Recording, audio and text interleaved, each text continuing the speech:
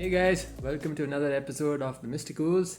This is Avi here, and this is no ordinary episode because this is our Freedom Special on the 4th of July.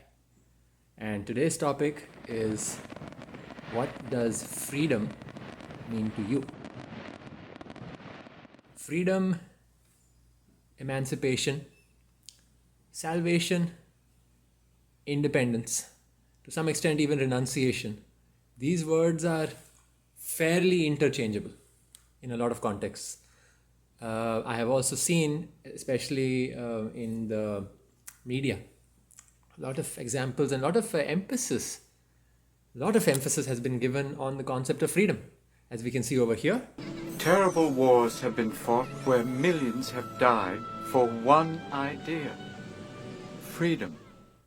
And this guy talks about it as well. They may take our lives, but they'll never take our freedom! So my point is, what does freedom mean to you? Well, to me, in my perspective, freedom is something that we all strive to attain, and to me it's just the sense of coming to a place in your life where you really feel like whatever it is that you want to contribute in the world, you are able to do. And now different people have different perceptions of freedom and also where it comes from. I personally believe true freedom comes from within. I also believe a huge part of that freedom is to liberate the mind. As you can see in cultural examples over here. I know what you're trying to do. I'm trying to free your mind, Neo. You taught me, using any technique that works, never to limit myself to one style, to keep an open mind.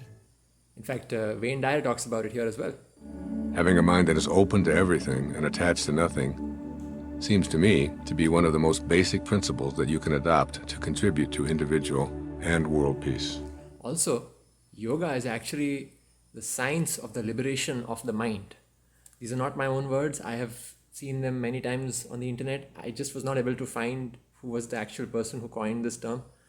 So feel free, guys, if you heard it somewhere or you know who does, you can always send me a text. I'll mention it at the bottom of the video. I have no intention of claiming that as my own, but I deeply do resonate with it. I do believe it is very much a science of liberating the mind, freeing the mind. I think that's where the real freedom comes from. In fact, I'm currently doing some deep research on how we can access altered states of the human mind, and I'm talking like beta, alpha, theta and delta brainwaves, and that would lead to true emancipation and freedom.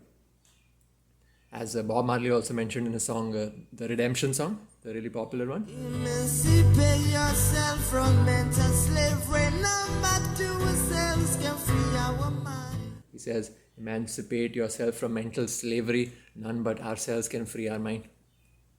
I think it's very powerful words. I wanted to also give you practical tips on how to start this process of becoming more free in your life. I didn't want to just give you some points and, okay, food for thought. That's good, but I want to leave you with something you can actually act on as well. So very simple, easy to implement points, which should start making a lot of difference in your life. How do I know this? Because I've started practicing them myself. Changing certain words in your life. So, for example, I read somewhere instead of using the word got, try saying get. Connects you to a higher frequency of gratitude. For example, instead of saying I got to pay the rent, I get to pay the rent. Because what that means is that you're in a position where you can actually pay the rent. In other words, you have a roof over your head for which you get to pay the rent. I mean, ask a homeless person. He's not even in a position to get to pay the rent because he doesn't have a roof over his head. So in this case, in this way, we completely switch the energy on its head, raise it to a higher vibration by switching got to get. Another couple of words I'm committed to removing from my vocabulary is mistake, fault, and bad. So I've noticed, and sorry, mistake, fault, sorry, 3 main words. For now, these 4 should be enough. Let me just give you quick examples of the last 3. Mistake, fault, and sorry, right? Sorry is a big one we all use. Have you noticed when somebody says, my cat died? I'm so sorry. Are you really though? Or do you want to express that you want to feel a sense of empathic connection with that person? Well, that can be said without using the word sorry. For example, this is something I've been practicing. The person says, oh, my cat just died recently. Man, sounds rough. I can see that must have been very intense for you, especially since you told me that you've been with that cat for so long. Wow, man. See, I have not used the word sorry, but I'm still connecting. Empathically, the person feels like I'm holding a loving space for them. Similarly, fault. I've noticed I'd say it more often when I try to take pressure off somebody else.